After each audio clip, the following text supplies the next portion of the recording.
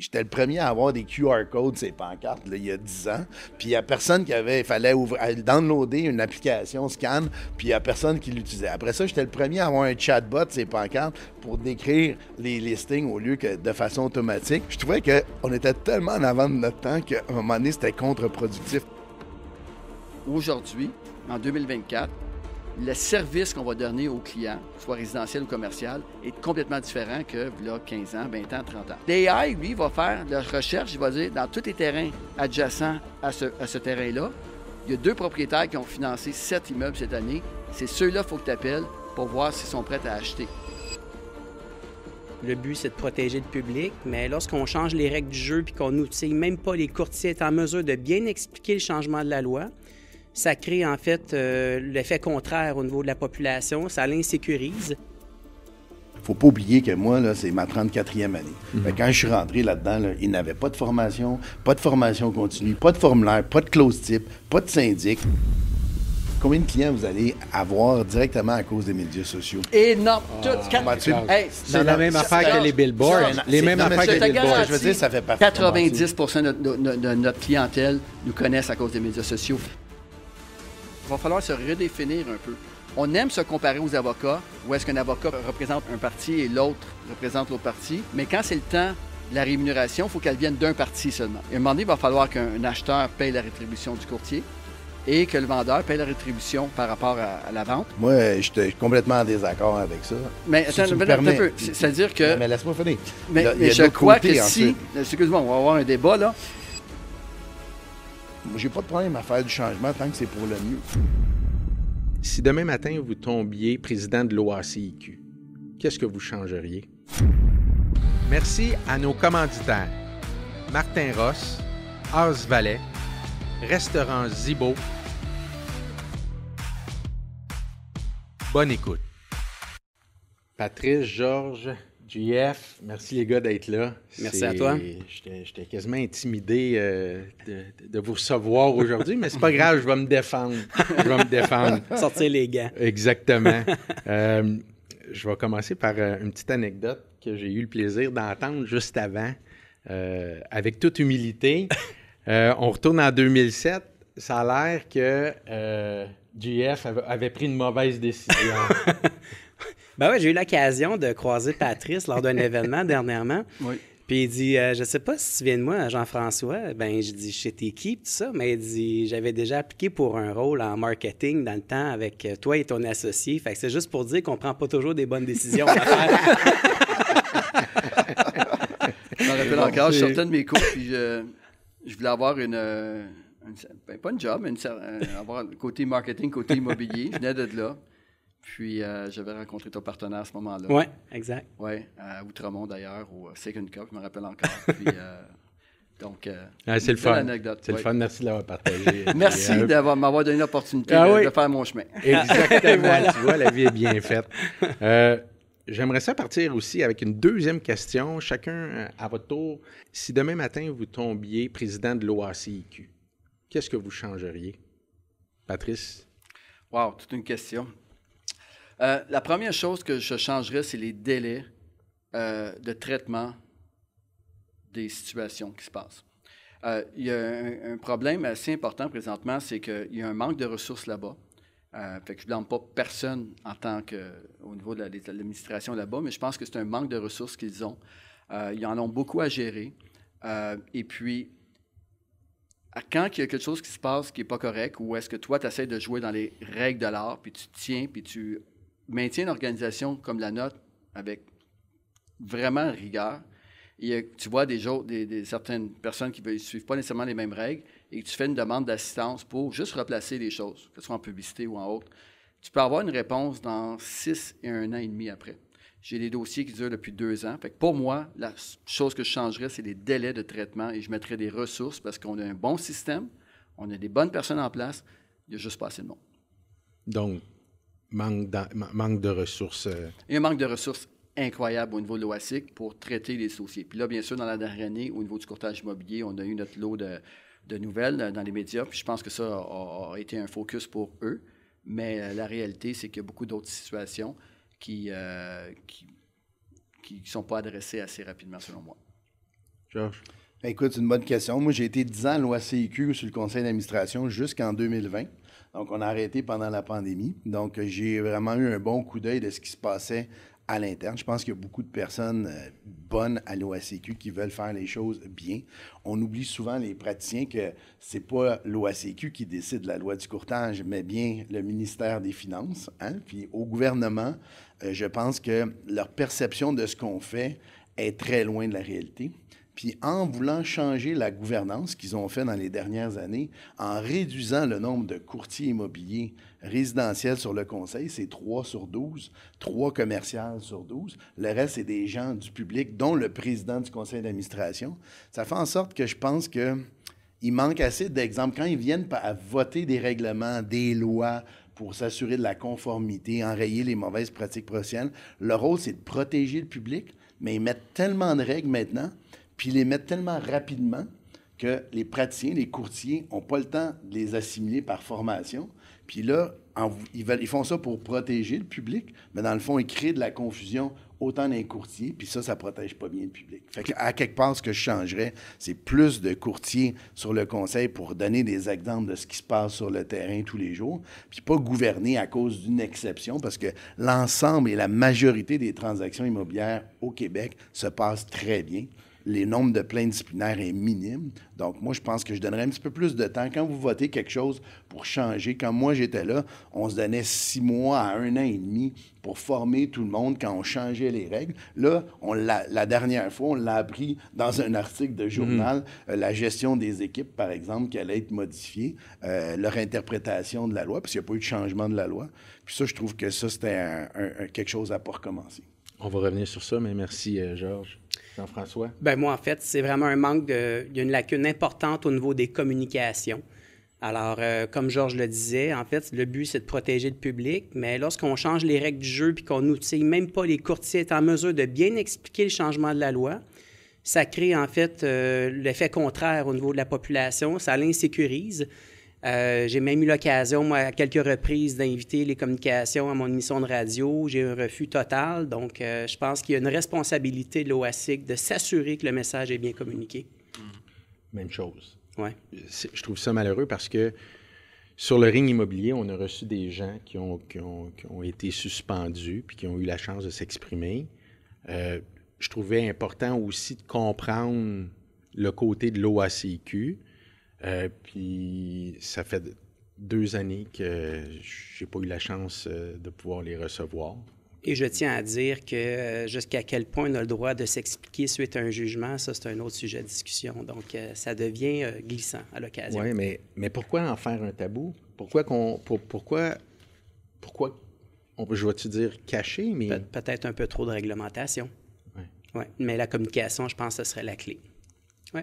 Pour revenir à ce que Patrice disait par rapport au délai des demandes d'assistance par rapport à des choses qui se passent entre courtiers au niveau de la compétition déloyale, des mauvaises pratiques professionnelles, c'est sûr qu'eux, ils n'ont peut-être pas assez d'effectifs, fait que leur priorité, c'est de protéger le public. Fait que si quelqu'un a été floué par le public, ça va se régler assez vite. On l'a vu dans les journaux dernièrement.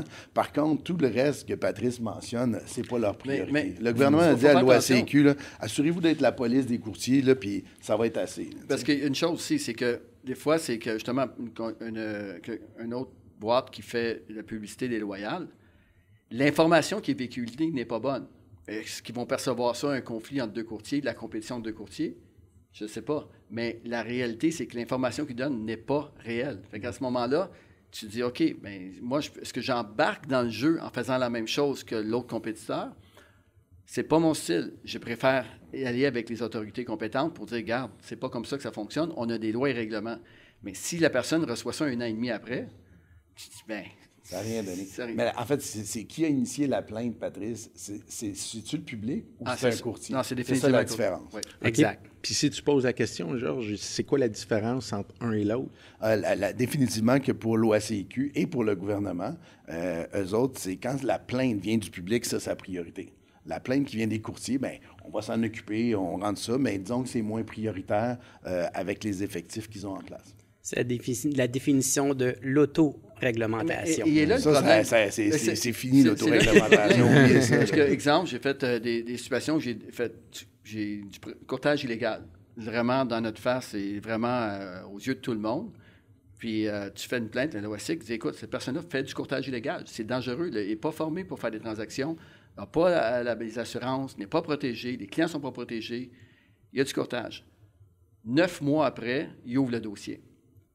Donc, c'est là que, oui, ça vient d'un courtier, mais je pense qu'en même temps, le public est en danger là-dedans. Et paradoxalement, 9 mois après, pendant 9 mois, il y a le public qui a pu subir aussi les dégâts de ça. Qui peut être exposé à des risques. Exactement. Mais les gars, je rappelle, on est rendu dans la surspécialisation. C'est une bonne question, mais il ne faut pas oublier que moi, là, c'est ma 34e année.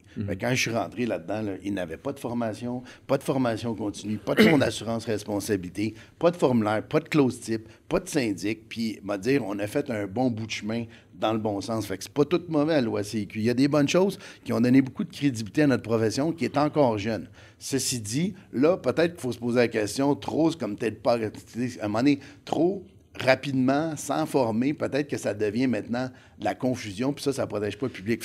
Il y a un retour du balancier, peut-être, qui va se placer, mais on ne peut pas dire que c'est tout mauvais ce qui se passe à l'OACQ. Non, absolument. Puis moi, bien sûr, PML, on est sous l'autorité des marchés financiers, l'AMF, au niveau hypothécaire, puis au niveau de l'OASIC.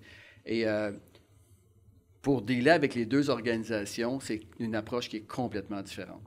L'AMF, c'est immédiatement dans les dossiers, 48 heures, c'est rapide, puis sans rien. Puis justement, mais je pense qu'ils n'ont juste pas les mêmes ressources. Ouais. Je pense que l'OASIC manque de ressources. Pour faire attention à mon message, je ne blâme pas les gens là-bas. Je pense qu'ils font leur job, mais il manque encore une fois de ressources, contrairement à l'autorité des marchés financiers, où est-ce que, littéralement, quand tu vois qu'il rentre et qu'il règle une situation qui se passe, c'est vite, les communications sont rapides, claires, il est communiqué à tous les semaines. Donc, je vois qu'il y a une différence. Oui. Merci. Puis oui, merci de le spécifier, Georges, effectivement, mais comment je pouvais passer à côté de cette question-là avec 3 ambassadeurs, les 2 du marché, puis la question, c'était qu'est-ce que vous changeriez? Alors oui, l'OASIC a ses bons côtés, tu en as nommé une série, puis... Mais mon point, c'est toujours de la communication. Est-ce que c'est la réalité qui compte ou la perception? Puis là, soit on est pris dans une perception qui est fausse. C'est là qu'on les invite à venir nous expliquer leur position. Et aussi, il y a quelque chose, tu sais, on a eu des collègues de travail, des gens de la profession qui ont été pris à faire des choses qui allaient être contre l'esprit de la profession. Ils ont floué des gens du public, ils ont été condamnés. Puis nous, là, les courtiers qui pratiquent bien sont contents que des mauvaises pratiques. Ouais. Ceci dit, à un moment donné, au point de vue de la perception, quand tu es rendu à avoir 10 articles de journal sur le même sujet, puis là, les clients disent ça va mal en immobilier, ça va mal. Mais oui, il y a 10 articles. Moi, je n'ai pas vu 10 articles sur un médecin radié du Collège des médecins ou un avocat radié du barreau. Tu sais, à un moment donné, c'est de l'acharnement. C'est sûr que l'immobilier, c'est public, c'est spectaculaire. Peut-être que, malheureusement, beaucoup d'entre nous devraient avoir une bonne dose d'humilité, puis de ces médias sociaux et autres. Là, mais à un moment donné, c'est de l'acharnement aussi des médias. Il faut faire attention à ça. Je pense que les courtiers sont aussi responsables de la visibilité que tout ça apporte. Oui, tout à fait. 100%. Oui. Georges, tu as parlé de nouvelles réglementations au niveau de représentation.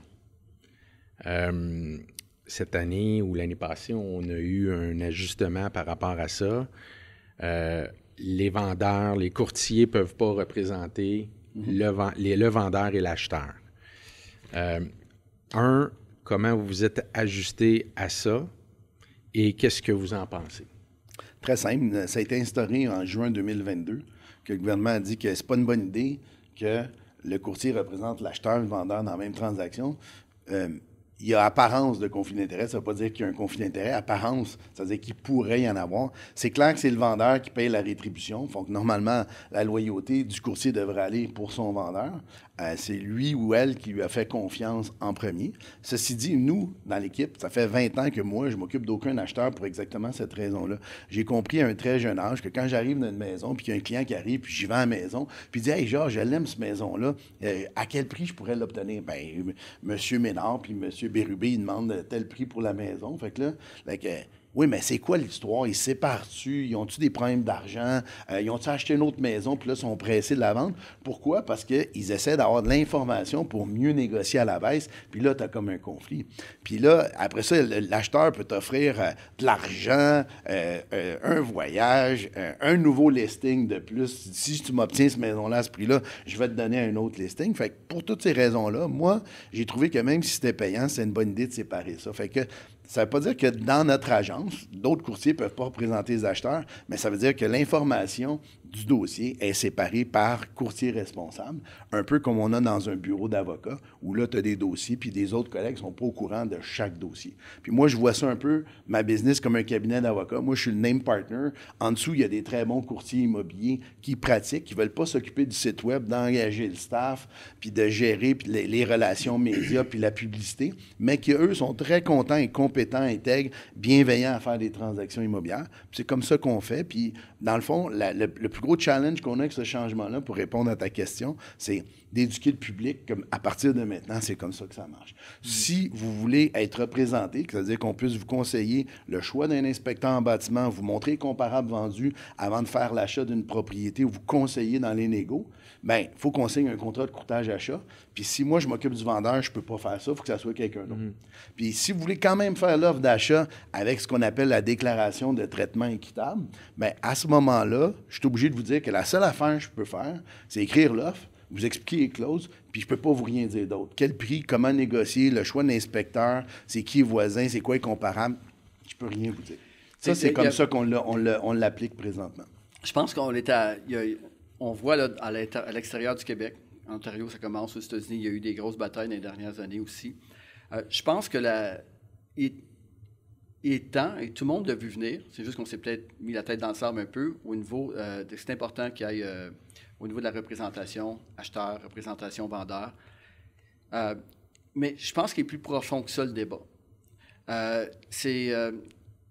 Chez PMML, la majorité de nos transactions, même si on est dans le commercial, on les fait en collaboration. Parce que c'est pas la même réglementation. C'est pas la même réglementation, mais le devoir de collaboration, le devoir de représentation. Puis le principe, justement, je vais rester un peu plus profond que le règlement, c'est que le principe où est-ce qu'un acheteur doit être représenté par un courtier et le vendeur par un autre courtier est excellent. Puis, le souci en arrêt de ça, il reste au niveau de la rétribution. Qui paye qui? Mais à un moment donné, il va falloir aussi se redéfinir. Puis là, ça va te choquer un petit peu. Il y a beaucoup de courtiers qui vont nous écouter, mais il va falloir se redéfinir un peu.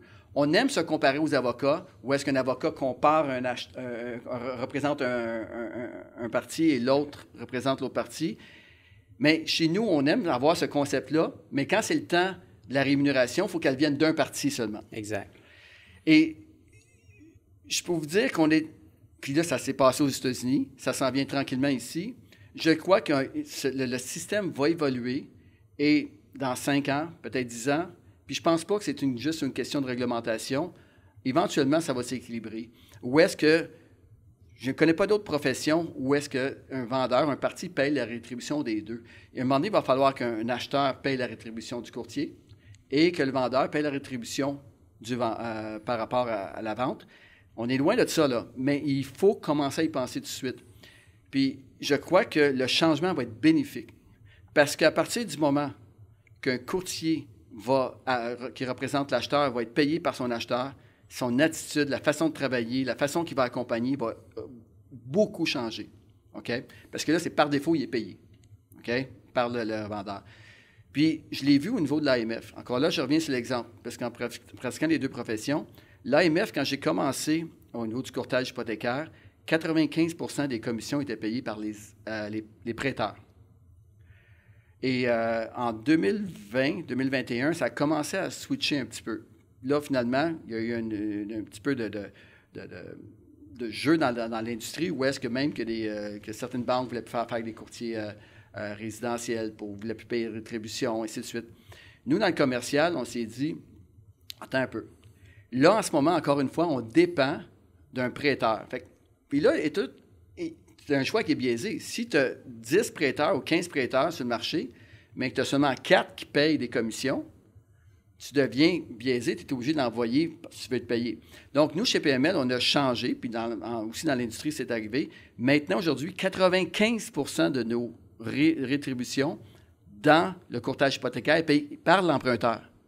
Et depuis qu'on a fait ce changement-là, ça a pris 2 ans pour changer ça, de changer la narrative, de changer pourquoi. Puis même les investisseurs disaient pourquoi que je paierais ta rétribution en tant que courtier hypothécaire.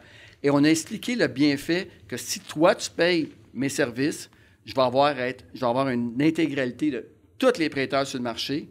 Puis à partir de là, tu vas vraiment avoir le bon choix. Donc, si on revient au courtage immobilier, je crois que c'est un peu encore bizarre de voir qu'un courtier qui représente un acheteur, qui représente les intérêts d'un acheteur, doit être payé par celui qui représente les intérêts d'un vendeur. Le changement. C'est là que... Moi, je suis complètement en désaccord avec ça, pour une bonne raison que sur le principe, c'est vrai. Puis je suis d'accord avec le principe parce que nous autres, on a déjà séparé ces tâches-là depuis 20 ans chez nous. Fait que je suis d'accord avec le principe. Dans les faits, les acheteurs, c'est qui? C'est souvent, présentement, c'est des milléniaux. Puis ils ont de la difficulté à amasser une somme d'argent pour pouvoir acheter une maison comme mise de fonds. Puis là, on va leur demander de payer les honoraires du courtier qui les représente. Ils n'ont pas cet argent-là. Fait que la tendance, c'est qu'ils vont vouloir s'en priver parce qu'ils ne sont déjà pas capables de le payer. Je comprends ton désaccord, justement, mais c'est là qu'il faut changer. À partir du moment que cette commission-là va être possible de financer, là, on va embarquer dans un autre game. Mais la tentation va être forte de ne pas payer. Comprends-tu? Et donc, de recommencer à faire des transactions plus risquées. Maintenant, si tu me permets... C'est-à-dire que... Mais laisse-moi finir. Mais je crois que si... Excuse-moi, on va avoir un débat, là. Je crois que si la commission est payée par l'acheteur et puis que les réglementations est faites en conséquence ou que tu as l'obligation de payer, d'utiliser un courtier acheteur, à partir de ce moment-là, le marché va s'auto-réguler par rapport à la valeur de notre service. Oui, mais il n'y aura pas d'obligation. Qui va obliger un acheteur de payer, d'utiliser les services de quelqu'un dans notre société? On peut le faire par la loi du courtage. Ils l'ont déjà imposé au niveau des équipes. Ils l'ont déjà commencé. Fait qu'à partir du moment qu'ils vont l'imposer, et là, après ça, la valeur du courtier acheteur va automatiquement être payée par l'acheteur et automatiquement, la valeur des courtiers inscripteurs va aussi baisser. Ça va coûter moins cher de vendre un immeuble. Alors que les gens ignorent totalement, en fait, que le travail de représenter un vendeur et le travail de représenter un acheteur, c'est totalement différent. C'est deux travails totalement différents, tout comme à l'image de l'équipe Bardagie. Nous, à Sherbrooke, à l'équipe Bérubé, ça fait longtemps qu'on a séparé les achats des ventes par... Je pense que de toute façon, naturellement, c'est plus facile de ne pas avoir à parler à la fois à l'acheteur et au vendeur simultanément. Mais je suis d'accord avec vous là, que le fond de la problématique, c'est monétaire. Parce qu'au final, l'intérêt du client, la protection du public, on est tous dans la même direction. Exactement. Et là, parfois, les courtiers vont sentir que ces changements-là, c'est pour venir jouer dans les revenus potentiels. Mais le fond de la réflexion, je pense, c'est vraiment de s'assurer de protéger. Mais les deux éléments, je pense que vos commentaires sont valables. J'ai hâte de voir les commentaires qui donnent raison à qui dans le débat. Mais tu sais, Patrice, il part avec cette idée-là, puis je l'admire pour ça. Puis écoute, ça marche bien content, tant mieux. Moi, je pense que la faisabilité, ça va être un problème. Dans les faits, même si elle est finançable, etc., ça va amener des gens à moins l'utiliser.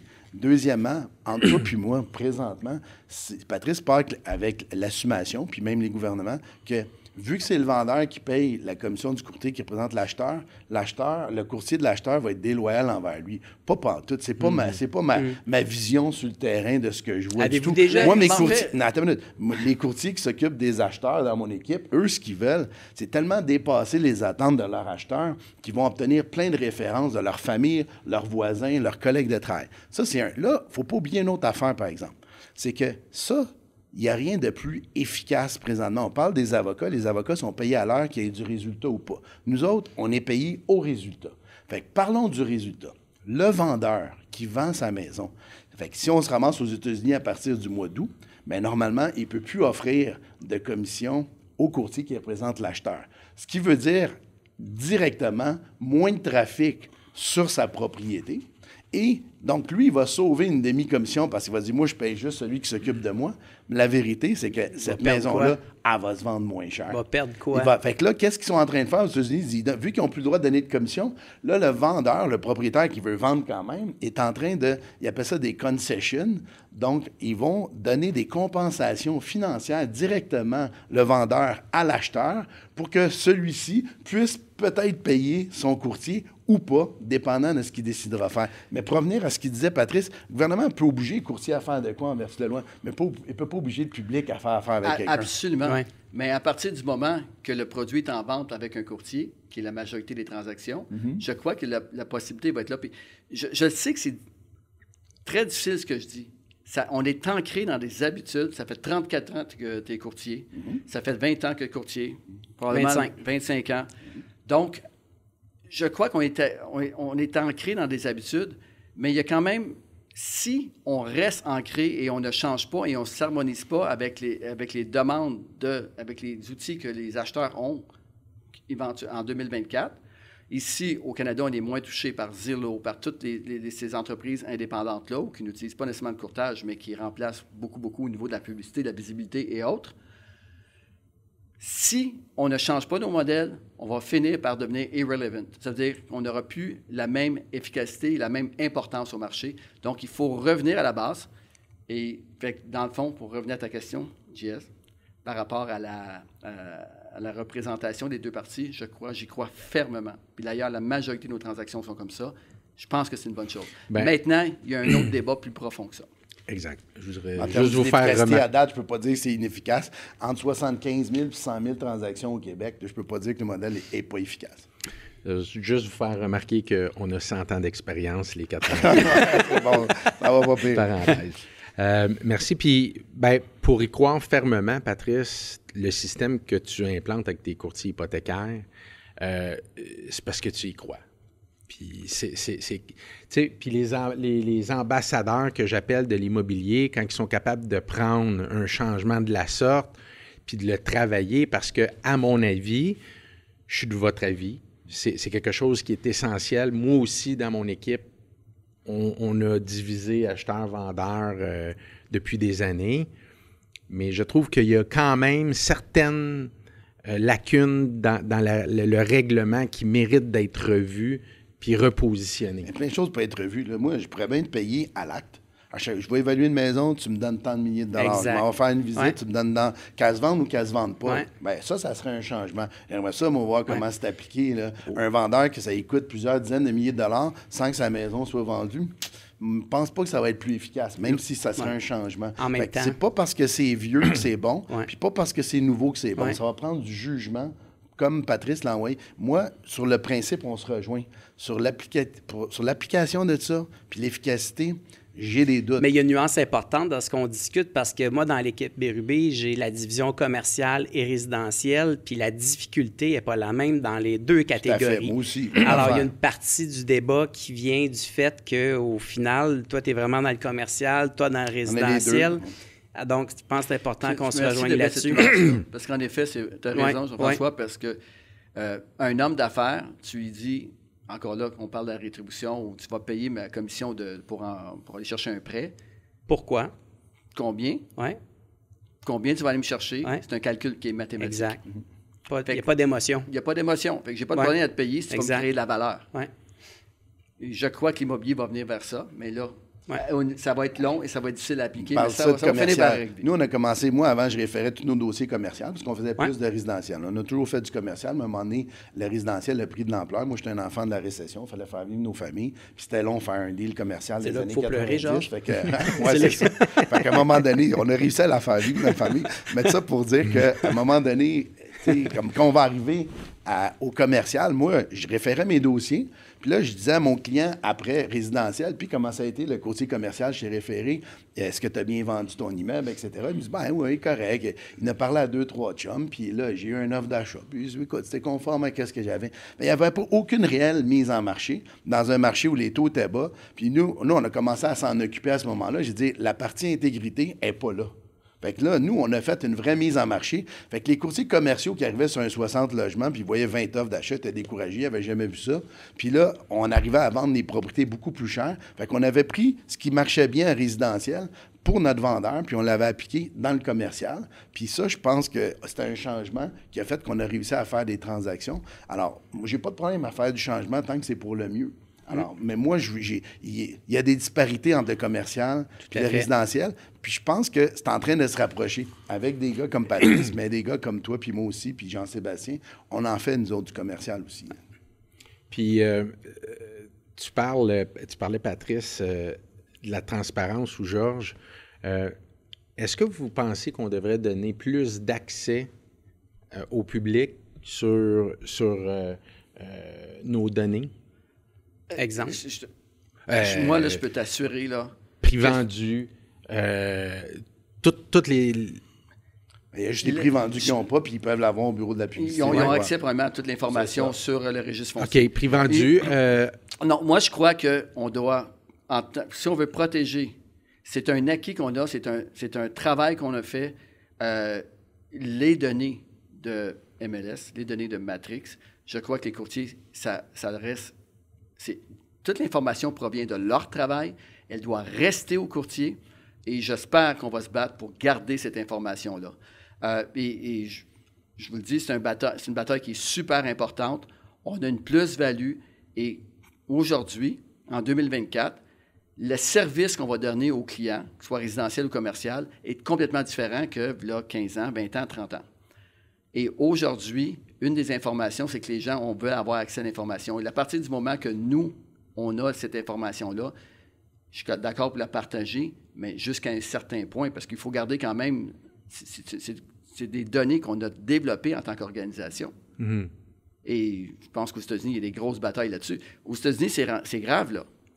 Zillow ramasse toute l'information des courtiers, fait de la publicité, OK, avec l'information et le contenu des informations que les courtiers partagent sur MLS, ramasse des leads et les revend aux courtiers. Donc, ils te revendent l'information, OK, d'un lead à partir de ta propre information. Et ça, j'avais suivi une conférence d'Inman, qui est une organisation quand même assez puissante aux États-Unis au niveau du courtage, et je me rappelle encore qu'il y avait eu vraiment des beaux débats là-dessus. Où est-ce qu'on doit vendre ces données-là? Est-ce qu'on doit les donner? Parce qu'en ce moment, c'est ce qui se passe aux États-Unis. Là. La majorité des leads, regardez le trafic. Faites, pour les gens là, qui nous écoutent en ce moment, faites qui a le plus grand trafic aux États-Unis au niveau du courtage. Et vous allez voir que les grandes bannières dont vous avez fait partie, n'ont plus la même visibilité. C'est rendu que Zillow, Trulia, toutes ces compagnies-là ont le plus de visibilité, plus de trafic que les courtiers. Puis depuis le nouveau règlement, ils sont en train de s'effondrer, toutes ces compagnies-là, parce que leur modèle d'affaires tombe. Eux autres, ils vendaient des leads à des courtiers qui s'occupent des acheteurs, qui, à partir de juillet, seront plus rémunérés par le vendeur. Fait que tous les stocks se sont effondrés complètement. Ils sont en train de repenser à comment ils vont utiliser cette information-là à nouveau pour monétiser leur offre de service. Mais tu avais raison pendant plusieurs années. Mais il va falloir que les courtiers changent leur façon de faire, parce qu'en ce moment, l'habitude des gens est d'aller sur ces sites-là avant de faire des recherches. C'est ça. Pourquoi? Parce qu'on a pris ça pour acquis. Mais les revenus de Zillow vont tomber, c'est ça que je te dis. Mais moi, ce que je trouve... Ils vont se réinventer. Il va falloir qu'ils se réinventent. Et ça a fait que ça va changer grâce à ça, là, que ça va changer le marché immobilier, là, cause du... Oui, mais en même temps, là, on parle des marchés américains, on parle même des autres provinces canadiennes. Au Québec, là, on est hyper réglementé. Mm-hmm. Les gens ne s'imaginent même pas tout ce qui est qu'on doit contrôler comme information, comme publication. On veut tellement protéger qu'au final, là, on est en train de tuer toute la compétition possible au final. C'est ça que les gens ne réalisent pas. En fait, c'est tellement cadré, on est tellement accompagné de l'étape 1 jusqu'à l'étape finale qu'il n'y a pas de place du tout pour que d'autres entreprises viennent offrir des services différents. Comme tu l'expliquais, Georges, un peu plus tôt, est-ce qu'on pourrait, par exemple, éventuellement réclamer des honoraires pour l'opinion de valeur marchande d'une propriété? Mm-hmm. Donc, vendre des actes, aujourd'hui, on ne peut pas le faire. Donc, à un certain moment donné, on parle de tout ça, ce qui se passe à l'externe, mais on est comme dans un écosystème qui n'est pas parfait, mais qui vient finalement un peu contrebraquer ce qu'on est en train de se dire, une forme de menace, là. Exactement, parce que je rêve du jour où est-ce qu'on va être payé pour le service conseil. Ouais. Donc, on fait du courtage, mais on Ouais. fait faire du service conseil. Et à partir du moment que tu as une licence et que tu commences à donner du service conseil, ça devient compliqué. Ouais. Et où la ligne? Et c'est là que, parce que le service conseil, quelqu'un t'approche, un développeur de terrain, tu le sais que dans la meilleure des situations, tu vas être payé en tant que courtier dans 1 an et demi. La meilleure. La meilleure des situations, OK? Parce qu'on sait que les délais en ce moment, ça, Ouais. c'est un autre sujet. Pourquoi qu'on n'aurait pas la possibilité, justement, d'être payé pour certains conseils et ensuite de développer des modèles? Je crois que ça va venir. Mais qu'est-ce qui t'empêche de le faire, Patrice? Bien, c'est parce qu'à un moment donné, t'agis-tu comme courtier ou t'agis comme conseiller? Puis à partir du moment qu'il n'y a pas d'acte de courtage, bien, c'est là où la réglementation et où la protection du public. Si je donne un conseil puis je charge une facture à un client pour du développement de terrain, puis voici en gros ce que ça vaut, voici en gros comment tu devrais t'y prendre, est-ce qu'il est protégé? Moi, je pense Le client pas qu'il y a pense rien. peut-être qu'il est protégé par l'affaire SIC parce qu'il fait affaire avec PMML. Ah ben non, mais là, c'est pas un service de courtage qu'on donne, c'est un service de conseil. Je l'ai vu parce qu'on fait aussi l'évaluation. Donc, à un moment donné, il faut mettre Oui, mais tu peux faire un contrat d'acheteur avec... avec une rémunération fixe, Ouais. sans transaction. Mais tu sais, quand tu vas donner une conférence, tu te fais payer, puis tu fais un contrat, puis tu fais J'aimerais un acte ça, de oui, mais c'est pas courtage. le cas. À part ici, là. T'as pas payé? Ah non, tu t'es payé, toi, mon petit mot. Vous voulez aller là? Je me Vous suis voulez aller jamais- là? Je me suis jamais fait payer pour donner une conférence. Mais ça a rapporté plus que je Ah, oui, c'est vrai. Puis ça rapporte à la communauté. Assurément. Assurément. Encore dans les changements, il y a 1 an, je suis allé voir justement une conférence. Patrice parlait d'un game changer, blockchain. J'aimerais ça t'entendre, j'aimerais ça vous entendre sur ça. Je peux commencer là-dessus. C'est que le blockchain, OK, va emmener à l'immobilier, puis là, je vais parler du côté commercial, là, va amener de la vélocité, de la transparence, de la sécurité à une transaction, au financement. Je ne peux pas rentrer dans les détails en ce moment parce que c'est très complexe, mais l'idée, c'est de démocratiser un petit peu les opérations de courtage pour avoir accès à l'information. Tu sais, on achetait des immeubles il y a 25 ans sans faire d'études environnementales. On faisait un rent roll écrit à la main, on envoyait ça à la banque, puis 2 semaines après, on passait chez le notaire. Aujourd'hui, les processus transactionnels sont 6 mois avec des études à pu finir. Encore là, je sais que dans 20 ans, on va se dire, hey, en 2024, là, on achetait des immeubles sans contre-vérifier tous les dépôts des dernières années dans un immeuble.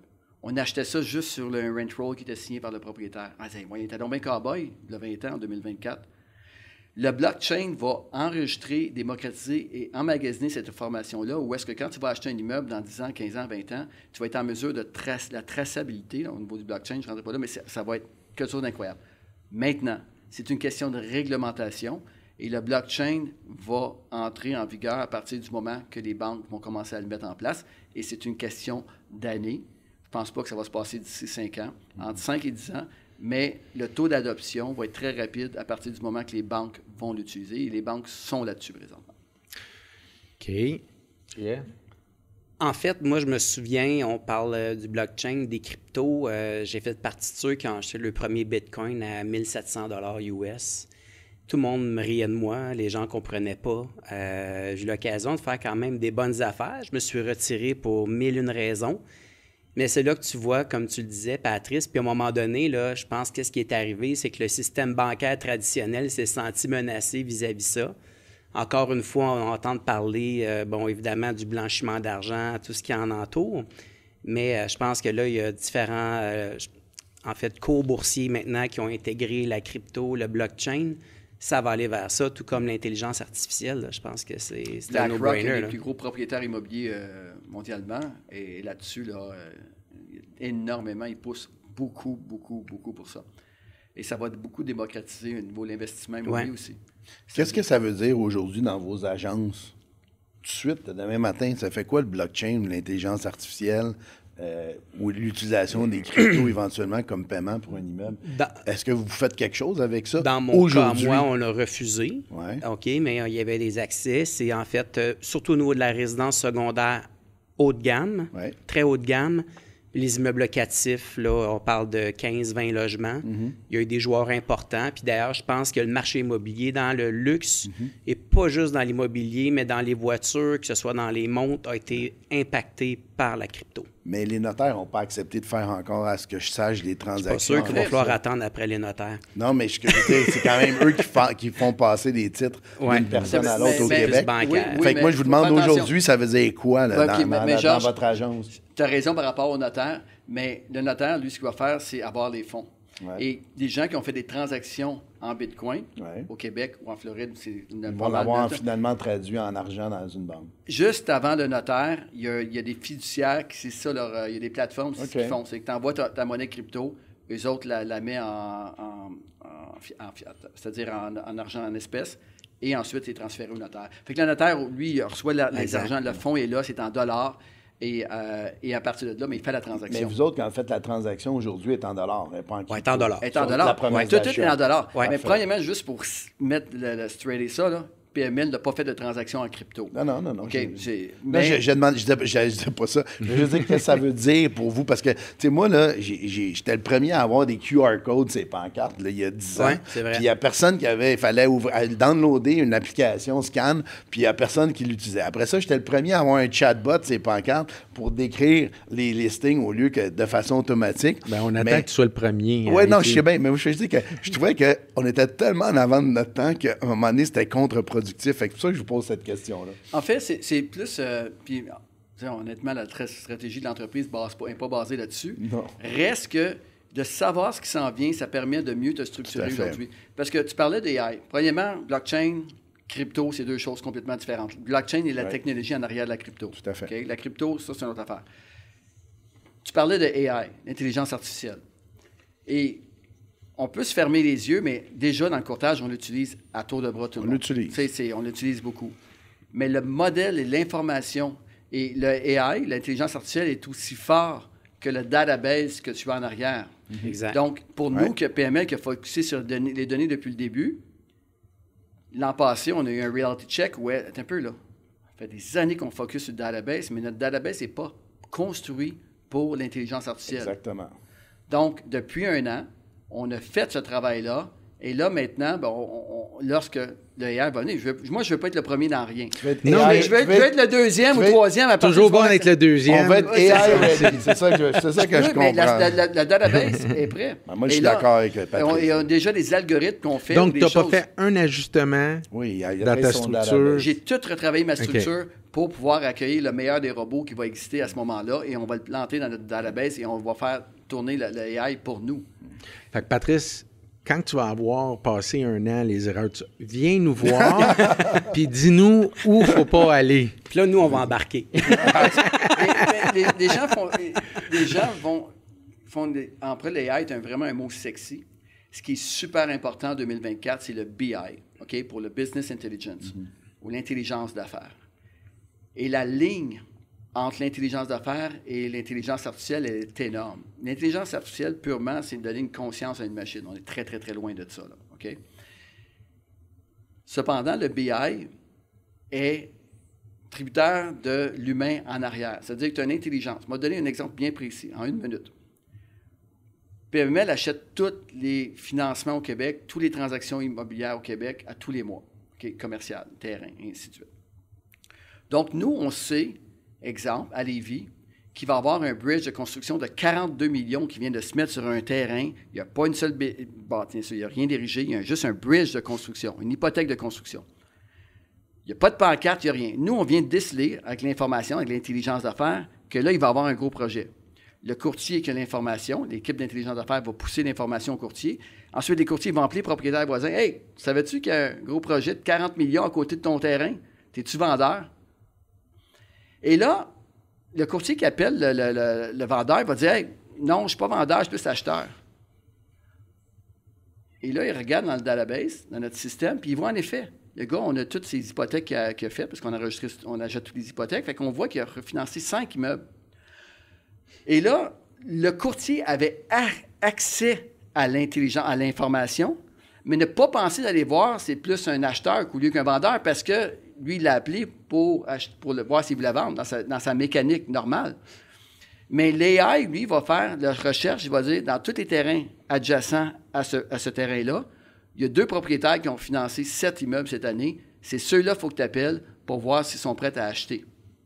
Et je là, te confirme que ton fonctionnement fonctionne, Patrice, parce qu'avant-hier, sans rentrer dans les détails, j'étais en train de vendre un 124 logements. J'ai eu un appel de PMML me dire, écoutez, sans me parler de ça, j'ai dit... Quel hasard! J'ai dit à ma femme, c'est le système de Patrice, ça, c'est clair. Il savait que tu avais mal dans le dos, en plus. Non, ça, je me suis gardé une petite gêne là-dessus. Non, mais bravo. Ouais. J'étais content de recevoir l'appel. C'est là, mais est-ce que l'aide, est-ce qu'on est vraiment dans les AI? Non. Mais on est en ce moment au tout début. Au début. Exactement. Ouais. Puis le QR code, en passant, je me rappelle de ça. Puis quand je passais, puis je me disais, qu'est-ce qu'il fait? C'est quoi ça? Je me rappelle. Hey, ça fait longtemps là, que tu avais utilisé ça, là, avec les petits numéros. Là, le système Info-Maison, c'est encore plus vieux que ça. Ça, c'est un enregistrement des boîtes vocales où on enregistrait la description de la maison pour que les gens y appelaient sa pancarte. Ils rentraient le code de 4 chiffres. Il y avait la description. Mais ça, on parle des années 90. Mais c'est drôle que tu dis ça, parce que c'est vrai, à un moment donné, tu te dis, on veut-tu être avant-gardiste? Puis des fois, quand on l'est trop... il n'y a pas de résultat qui vient. Il faut être patient. Mais souvenez-vous, là, au début des années 2000, là, tous les speakers nous disaient « Vous devez utiliser le courriel, jusqu'au moment où on a dit « Le courriel a ses limites.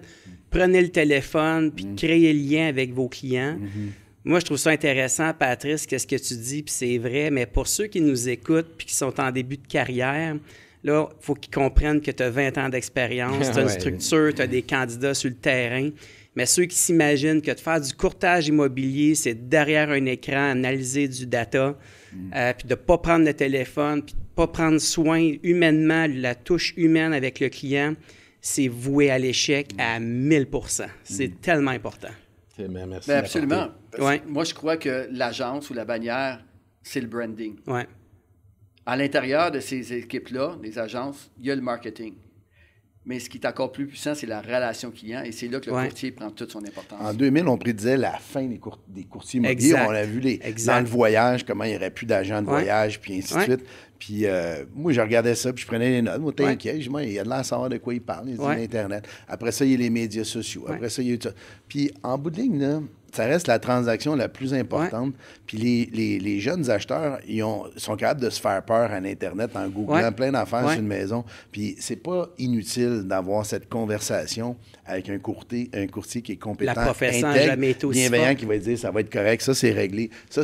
Puis tout le monde a essayé de rentrer dans le métier de courtier immobilier pour disrupter, comme on dit, ce qu'on fait. Mais il dit avec des logiciels, des applications, des robots, mais... Le coup de fil à 10 h le soir, un vendredi soir, parce qu'un client n'a pas trop compris la clause qu'il signait dans la journée, puis que le courtier l'a appelé, puis qu'il l'a rassuré qu'il a dormi tranquille. Mais ça, c'est dur à copier, puis ça a beaucoup de valeur. Le rôle de psychologue, hein? Les réseaux sociaux, on est tous plus ou moins réseaux sociaux. C'est quoi votre relation avec ça? Je sais que chacun de vous investissez dans les réseaux sociaux, mais je regarde un gars comme Patrice, quand même assez actif. GF, plus ou moins actif. Ouais. En fait, je pense les médias sociaux, pour moi, c'est pas vraiment important. Ce qui est important, c'est l'attention des clients. Et à partir du moment que l'attention des clients est sur les réseaux sociaux, je m'en vais là. Je suis pas en amour avec Facebook, je suis pas en amour avec Instagram, je suis pas en amour avec TikTok, je suis pas en amour avec LinkedIn. Je suis en amour avec l'attention de mes clients. Et où l'attention des gens. Puis à partir du moment que les gens regardent la télévision, un match de hockey, et dès que le commercial commence, ils prennent leur téléphone puis ils swipent, alors qu'il y a des gens qui payent des millions de dollars pour être à la télé, et les gens sont tous sur leur téléphone. Pour moi, je suis en amour avec l'attention des clients. Fait que pour moi, les médias sociaux, en ce moment, l'attention est là. On va se dire les vraies choses. Tout le monde est sur son téléphone. Je te promets, Patrice, qu'à l'annonce, je ne regarderai plus mon cellulaire. Mais c'est bon, c'est excellent. JF? Pour ma part, on est présent. Tu sais, je regarde depuis l'interdiction de l'affichage des médias sur Meta. On a dû apporter des modifications importantes. Parce que moi, selon moi, Facebook, pour ma part, il y a moins d'intérêt, il y a moins de contenu. Instagram, je pense que c'est une bonne chose, mais c'est beaucoup basé sur le visuel. Présentement, je vois exemple TikTok, selon moi, qu'il y a beaucoup plus de contenu que ce à quoi les gens peuvent s'imaginer, pour ceux qui n'utilisent pas TikTok. On est présent. Malheureusement, il y a beaucoup de choses qui se font dans la communauté de courtiers qui me gênent, pour être bien honnête. Et je vous dirais que moi, je demeure très prudent, m'assurer que le message qu'on véhicule est authentique à l'organisation qu'on est. Et pour ma part, ben, j'ai d'autres médias comme par exemple l'émission de radio. Donc, j'ai quand même une belle visibilité dans la région de l'Estrie. Puis, je ne cherche pas à être overexposé. Donc, à un certain moment donné, c'est là où j'essaie de faire la balance de tout ça. Georges, j'ai l'impression que dans les derniers mois, tu es plus actif sur les réseaux. Ben, on fait des efforts pour rejoindre des plus jeunes clientèles. Si c'est ce qu'ils regardent, comme dit Patrice, l'attention des jeunes et ces médias sociaux, on va ces médias sociaux. Ça ne veut pas dire qu'on délaisse les médias traditionnels qui fonctionnent bien. Des fois, qui ne sont pas écologiques, là, quand on parle des flyers puis du publi-postage, mais qui est quand même très efficace encore. Moi, ce que je trouve des médias sociaux est et je partage le point de JF, c'est que nous autres, on fait de la publicité. On veut que notre offre de service soit connue. On veut que les gens reconnaissent qu'est-ce qu'on fait de façon professionnelle. Puis qu'on publicise à TV, dans les journaux, à radio ou autre, c'est diverses façons de rejoindre les gens. Et à un moment donné, à quelque part, il y a des courtiers qui deviennent très populaires à cause des médias sociaux. Peut-être qu'ils ont grandi plus avec ça que nous, on l'a fait. Donc, ils l'ont bien adopté, ils l'ont bien adapté. C'est très bon pour eux, ça génère un potentiel de visibilité. Mais à un moment donné, ce qui se passe, puis je m'aperçois, c'est que j'ai comme l'impression qu'être connu publiquement, puis ou reconnu publiquement, à un moment donné, les gens pensent que ça, c'est plus important que la mission que les clients nous confient. Exact. Puis là, à un moment donné, là, les gens, des fois, sont impressionnés des jeunes courtiers. « Ah, M. Bardagy, on voit tout partout. » Un, tu peux me tutoyer. 2, je fais le même job que toi. 3, c'est vrai qu'on fait beaucoup de publicité pour être connu, mais la vérité, c'est que moi, je peux capable de passer 2 heures dans la cuisine avec un client à expliquer, remplir la DV, expliquer comment faire pour bien vendre sa maison avec la même passion que quand j'ai commencé il y a 34 ans. Puis ça n'a rien à voir avec le fait que je sois connu ou pas. Je ne suis pas plus important que la mission que les clients nous confient. Puis ça, je pense que la ligne est fine dans la compréhension, puis ça nous amène beaucoup de dérapages. En fait, beaucoup de gens sont coachés par des coachs américains pour les médias sociaux qui, donc, n'observent pas du tout les mêmes règles que ce qu'on a au Québec. Puis Patrice peut bien faire des demandes d'assistance après, mais la vérité, c'est que ça vient souvent des médias sociaux, tous les dérapages, puis ça devient impossible pour l'OACQ de contrôler ce qui se passe là-dessus. Donc, tout ce qu'on n'a pas le droit de faire d'une façon normale finit par se faire ces médias sociaux. Puis ça, je trouve que c'est dommageable. Moi, j'utilise ça pour promouvoir les bonnes pratiques, puis je suis pas mal certain que les meilleurs courtiers d'entre nous font la même chose. Oui. Permets-moi de te challenger, Georges. Tu as 25 belles années de courtage. 33. 33. Je voulais te rajeunir. C'est presque pareil. Puis tu es allé chercher une belle notoriété, toute pour toi, mais un jeune qui rentre puis qui voit, bon, Georges Bardagy, à tout le monde en parle, Georges Bardagy à Casa. C'est quoi le véhicule, lui, qui peut amener pour aller chercher une... Exact. Exactement. Ben, je suis tout à fait d'accord, mais fais-le de la bonne façon, par exemple. Fais-moi pas des niaiseries, ces médias sociaux, parce que tu as vu des niaiseries qui sont faites sur TikTok par un courtier aux États-Unis. J'ai toujours dit, c'est pas du tout en accord avec notre réglementation. Le contenu est plus important que le contenant. Ben oui, tout à fait. En fait, c'est ça. En fait, parfois, malheureusement, on en voit qui se sont fait connaître, reconnaître, mais concrètement, sur le terrain, ça base plus d'air que concrètement des transactions sur le terrain. C'est quoi que vous offrez à la population? C'est quoi la valeur ajoutée de ce que vous offrez? C'est là que la ligne est mince entre l'image que ça peut dégager. Moi, je déteste les copies. Je veux dire, je regarde ce qui se fait, j'essaie de créer du contenu original. OK? Mais là, je crée du contenu original, puis 1 heure après, il y a quelqu'un qui a pris exactement la même publication, des fois avec la même faute d'orthographe. Il l'a publié en son nom, puis là, je me dis, tu sais, c'est du plagiat. Puis là, je me dis, maudit, tu sais, je veux dire, trouve-toi, tu sais, comme créer du contenu original, mais aussi. Ça me dérange pas. Moi, j'ai vécu toute ma carrière. J'ai commencé à faire des rapports, les gens ont commencé à faire des rapports. J'ai commencé à faire des vidéos, les gens ont commencé à faire des vidéos. Mais j'ai dit, c'est bon. Ça veut dire que tu es leader, on comprend. Non, ça veut dire que leader. Je sais exactement où est-ce que la compétition s'en va. Parce que c'est moi qui trace le chemin. Fait qu'à partir du moment, fait que toi, tu continues d'innover, faites comme moi, copiez-moi. Pendant que vous faites ça, moi, je suis déjà sur d'autres choses. Et c'est là, à un moment donné, mais il faut faire attention, là. Les médias sociaux sont la nouvelle façon de communiquer. Le problème n'est pas les médias sociaux, est toujours l'humain, la façon, comme tu dis, vous l'avez dit, la façon qu'on délivre le message, la façon qu'on... Et je pense que c'est important, mais ça reste que quelqu'un qui commence, comme tu as dit, comment il fait son chemin, bien, je pense que la façon aujourd'hui, il appelle ça des underprice attention. C'est-à-dire, où l'underprice attention? Où est-ce que tu peux te positionner? Où est-ce que tu vas être capable de prendre la place? Quand j'ai commencé, moi, je faisais affaire avec les multinationales. Toutes les multinationales qui sont partout, les CBRE, les JLL, les Colliers, les Cushman, les Avison Young, toutes. Et là, tu commences dans un marché de commercial comme ça, tu dis, les autres sont tous établis, l'establishment, ils ont toutes les meilleures positions. Donc, qu'est-ce que je devais faire de différent? Je me rappelle encore, les gens venaient me voir dans les grosses conférences. Ah, le gars des vidéos. Oui, le gars des vidéos, OK. Attendez un peu, mes amis. Je les écoutais, puis je ne dis rien. Mais regarde la place qu'on a pris dans ce marché, comment on a disturbé ce marché-là, comment on a s'est positionné entre 5 ans, 7 ans, 8 ans après. Parce que les gens nous regardaient pour faire des vidéos. Ah, ben moi, je vais sur LinkedIn, moi. Je ne vais pas sur TikTok. C'est un choix. Quelque part, pourquoi as-tu vraiment un choix? Tu as des clients qui sont LinkedIn, des clients qui sont TikTok, des clients qui sont Instagram, tu as des clients sur Facebook. Tu ne peux pas choisir, ah ben moi, ça c'est bon, ça c'est pas bon. L'attention des gens. Les gens, des fois, perdent cette attention. Et la formule qu'on utilise aujourd'hui sera probablement à revoir dans 6 mois parce que tout évolue tellement rapidement. OK, mais combien de clients vous allez avoir directement à cause des médias sociaux? Énorme. C'est la même affaire que les billboards. Les mêmes affaires que les billboards. Je veux dire, ça fait partie d'un écosystème. 90% de notre clientèle nous connaissent à cause des médias sociaux. J'ai eu des clients, puis je te montrerai après la rencontre ici, un deal, OK, depuis 100 millions, que le gars, il était sur le bord de la piscine, qui a commencé à engager les médias sociaux.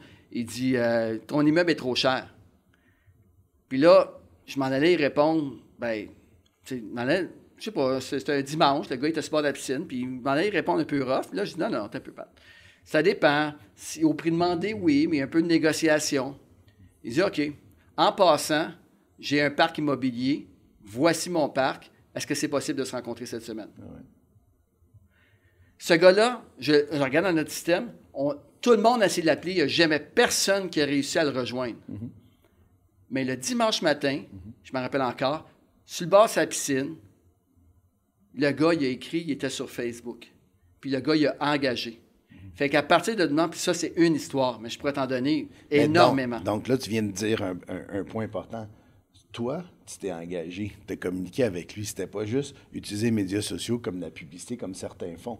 Tu as eu un engagement. Moi aussi, ça m'est arrivé de voir quelqu'un que je connais qui est en train d'annoncer sa maison sur du proprio. Puis j'ai dit, écoute, bonne chance avec ta vente. Si jamais ça ne fonctionne pas, appelle-moi. Puis la semaine d'après, elle m'a appelé puis on a pris la maison. Fait que je suis d'accord avec toi. Je fais juste dire, ça fait partie d'un écosystème. Moi, toi, tu dis 90% des médias sociaux. Moi, 65% des clients viennent par référence d'un autre 75, client. Puis ça change complètement la relation. Quand j'appelle quelqu'un pour faire affaire avec eux, je suis un vendeur. Quand eux, ils m'appellent pour faire affaire avec moi, parce qu'ils ont été référés, je suis un expert. Puis ça change toute la relation. Puis moi, je vais toujours préconiser de mettre mon budget sur nos anciens clients, rester en contact avec eux. Ça, je pense que c'est mon budget numéro 1. En fait, je n'ai pas trouvé aucun média social qui signait mes contrats de courtage pour nous. Là. Mais, pas encore. Pas encore. Mais je pense que le branding, la visibilité, on se doit de l'être. Par la suite, quand les gens tu rencontres, c'est toujours le courtier à la fin qui signe le contrat. Mais quand je dis que la très grande majorité de nos business viennent des médias sociaux, c'est parce que quand un courtier se présente, tu sais, on n'est pas Remax, là. Tu sais, au Québec, je pense qu'on a pris notre place, mais si les gens peuvent me connaître dans mon marché commercial, comme les gens connaissent Remax au résidentiel, je vais avoir accompli ma mission.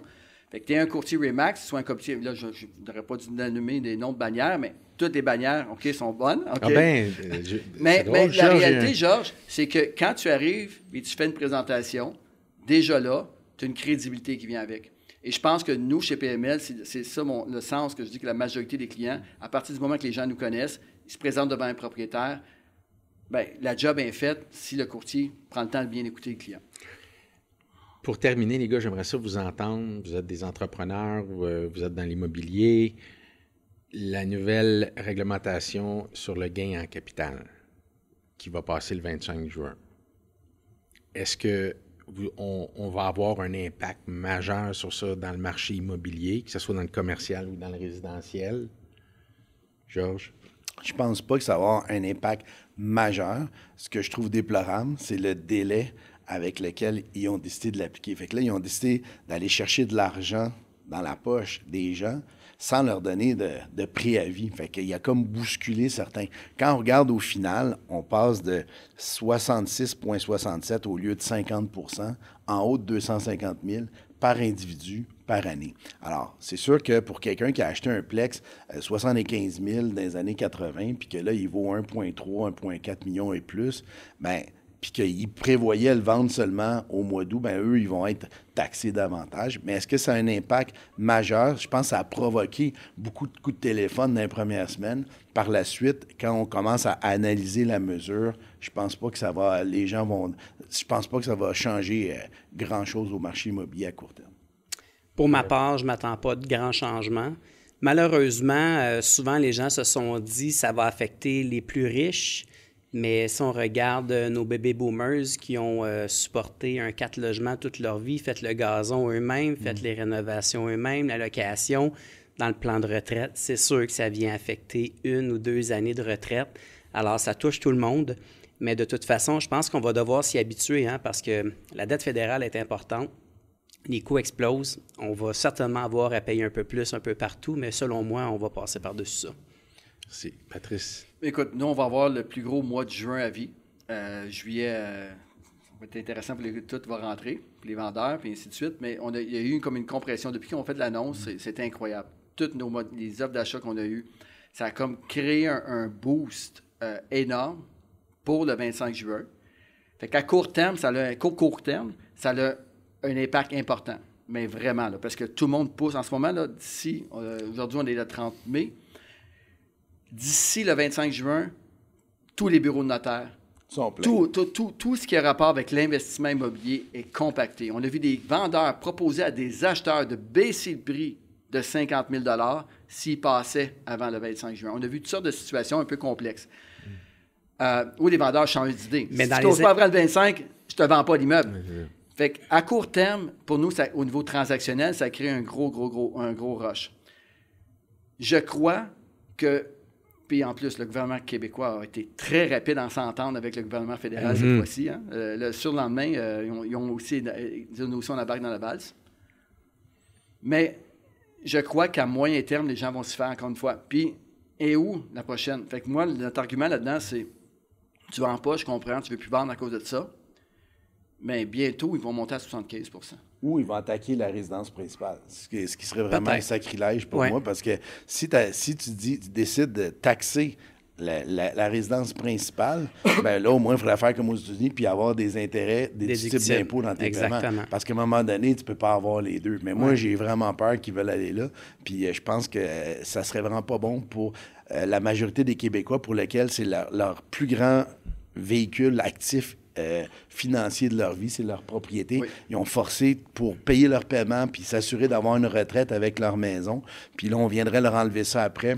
Ça, je trouverais ça vraiment On se confirme que le marché, tout évolue. Il va falloir s'adapter dans les prochaines années. Je pense que c'est ça qu'il faut retenir. Tu parlais des États-Unis. Avant-hier, j'étais à Toronto, au Land and Development Conference, puis il y avait Benjamin Tal, qui est un des économistes les plus connus au Canada, CIBC exactement.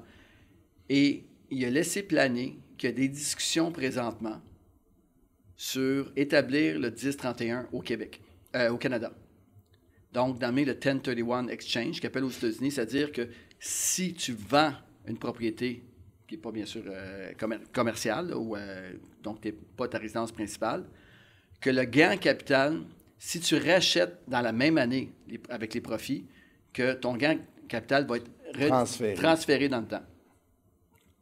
Ça va être un game changer si ça arrive au Québec. Des transactions, il va en avoir. Dans l'investissement immobilier, ça va accélérer les investissements. Les gens vont dire, enfin, je peux vendre, racheter quelque chose de plus gros sans nécessairement perdre au change. Parce qu'en ce moment, le calcul entre refinancer ou vendre un immeuble, tu sais, si tu fais tes calculs, est-ce que ça vaut vraiment la peine de vendre? Ouais. Et ça ralentit le marché. Donc, il a laissé planer ça, puis habituellement, ce monsieur est quand même, on pourrait dire, une autorité, là, quelqu'un qui a une sommité, merci. Et fait que si ça arrive, ça va peut-être donner un petit peu de jus dans nos J'ai entendu parler de la même chose. Les gars, on a boosté le temps. Hein? Pas déjà. On a boosté le temps. On dit les vraies affaires, c'est ça quand même qui est arrivé. Ça a bien été quand même, je trouve. Merci beaucoup de vous avoir Merci de l'invitation. au jeu. Écoute, c'est un honneur de vous recevoir. J'ai beaucoup d'estime pour les gens qui sont assis ici. Vous changez l'immobilier. Vous êtes des leaders. Oui, Georges, ça arrive qu'on te copie, mais prends-les positivement. C'est pas la dernière fois, je te le dis. C'est le délai. Une heure après, vraiment. Non, vraiment. Hey, merci de ton invitation. Merci, Stéphane. Merci de ton leadership aussi. Merci de communiquer ce qu'on pour fait. La communauté de courtiers au Québec est super important. Puis je pense que c'est un métier qui a besoin d'avoir des lettres de noblesse en ce moment par rapport à ce qui est véhiculé souvent. Et je pense que tu fais une belle job là-dessus. Merci, Patrice. Ouais, la conversation est importante pour ce qui s'en vient. 4 boys de 4 agences différentes qui échangent, toujours intéressant. Hein? Collaboration, c'est vrai, merci de l'apporter. Je me sens comme à la vraie nature. Où qu'on sait. Martin Ross est un expert hypothécaire. Il est animé par la passion d'accompagner les individus dans la concrétisation de leurs projets immobiliers. En plaçant l'empathie au cœur de son approche, il travaille à vos côtés pour élaborer une stratégie personnalisée répondant à vos besoins financiers et objectifs à long terme. Son vaste réseau de partenaires atteste de son engagement à rendre vos expériences hypothécaires transparentes et gratifiantes. Collaborer avec Martin Ross, c'est opter pour un conseiller compétent et déterminé à transformer vos ambitions immobilières en réussite concrète. Photographie, vidéo, visite virtuelle, vidéo immobilière, Asvalet est votre partenaire de succès. Il travaille main dans la main avec les courtiers pour garantir que leurs propriétés captivent l'attention. Leurs médias sont de la plus haute qualité, assurant que chaque listing attire et retienne l'attention. Au-delà de la technologie, ils comprennent l'importance d'un service client de premier ordre et c'est ce qu'ils s'engagent à offrir à chaque étape. Pionniers de la technologie de la réalité virtuelle, ils adoptent les innovations pour garder une longueur d'avance dans le secteur immobilier. Une seule adresse pour tous les besoins de mise en marché d'un courtier, simplifiant ainsi le processus et garantissant que chaque mandat se démarque. Leur capacité à s'adapter rapidement aux nouvelles tendances et besoins du marché font de eux un allié inestimable pour tous les courtiers. Les restaurants-bars Zibo proposent une cuisine de type californienne haute en saveur et en couleur. Inspirés par l'art de vivre de cette région de nature exceptionnelle, leur menu se décline en autant de plats concoctés avec virtuosité par leur brigade de passionnés. Salade, pizza, pâtes, grillades, poissons et succulents desserts, tous font la belle part aux ingrédients frais et sont présentés pour le plaisir des yeux. Couronnez votre expérience gourmande avec leur carte de vin sélectionnée pour tous les goûts. Goûtez à l'expérience Zibo, une aventure 100% québécoise.